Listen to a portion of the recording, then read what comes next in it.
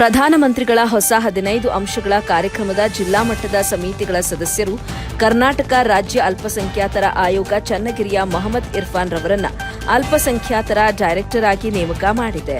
ಸರ್ಕಾರದ ಅಲ್ಪಸಂಖ್ಯಾತ ಕಲ್ಯಾಣ ಮತ್ತು ಹಜ್ ವಕ್ಫ್ ಇಲಾಖೆ ಅಧೀನ ಕಾರ್ಯದರ್ಶಿ ಏಜಾಜ್ ಪಾಷಾ ಅವರು ಇವರನ್ನ ನೇಮಿಸಿ ಆದೇಶ ಹೊರಡಿಸಿದ್ದಾರೆ. ತಕ್ಷಣ ಈ ಕಾರ್ಯಕ್ರಮದ ಅನುಷ್ಠಾನ ಸಮಿತಿಯ ಚಟುವಟಿಕೆಗಳು ನಡೆಸುವಂತೆ ಸೂಚನೆ ಕೊಟ್ಟಿದ್ದಾರೆ. ಮೊಹಮ್ಮದ್ ಇರ್ಫಾನ್ ರನ್ನ ನೇಮಕಗೊಳಿಸಿದ ಹಿನ್ನೆಲೆ ಚನ್ನಗಿರಿಯ ಪುರಸಭಾ ಸದಸ್ಯರಾದ ಗಾತ್ರಿ ರಾಜು, ಮಿಲಾದ್ ಕಮಿಟಿಯ ಅಧ್ಯಕ್ಷರು ಹಾಗೂ ಉಪಾಧ್ಯಕ್ಷರು ನಸ್ರುಲ್ಲಾ, ತನ್ವೀರ್, ನಜರುಲ್ಲಾ, ಇನ್ನಾ, ಅಸ್ಗರ್, ಸೋಹೆಲ್, ಇಮ್ರಾನ್, ಇನಾಯತ್ ಹಾಗೂ ಚನ್ನಗಿರಿ ಬ್ಲಾಕ್ ಯೂತ್ ಕಾಂಗ್ರೆಸ್ ಅಧ್ಯಕ್ಷರಾದ ನಲ್ಲೂರು ವಾಸಿಂ ಅಹಮದ್ ಹಾಗೂ ಸ್ನೇಹಿತರು ಸನ್ಮಾನಿಸಿದರು. ಇನ್ನು ಚನ್ನಗಿರಿಯಲ್ಲಿ ಇರ್ಫಾನ್ ರವರಿಗೆ ವಿವಿಧ ಕಡೆ ಸನ್ಮಾನ ಮಾಡಲಾಯಿತು ಹಾಗೂ ಕಾಂಗ್ರೆಸ್ ಯೂತ್ ಕಾರ್ಯಕರ್ತರು ಕಾರ್ಯಕ್ರಮದಲ್ಲಿ ಭಾಗವಹಿಸಿ ಕಾರ್ಯಕ್ರಮವನ್ನು ಯಶಸ್ವಿಗೊಳಿಸಿದರು.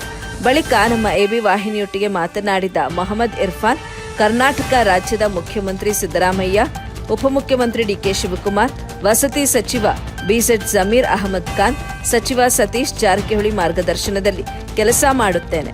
ಮುಂದಿನ ದಿನಗಳಲ್ಲಿ ನಮ್ಮ ಸಮುದಾಯದ ಜನರನ್ನ ಜೊತೆಗೆ ಕರೆದುಕೊಂಡು ಹೋಗುವ ಕೆಲಸವನ್ನು ಮಾಡುತ್ತೇನೆ ಅಂತ ಭರವಸೆ ನೀಡಿದ್ರು. ವರದಿ ನಲ್ಲೂರು ಮೊಹಮ್ಮದ್ ಆಸಿಫ್, ಎಬಿ ನ್ಯೂಸ್ ಕನ್ನಡ, ಚನ್ನಗಿರಿ.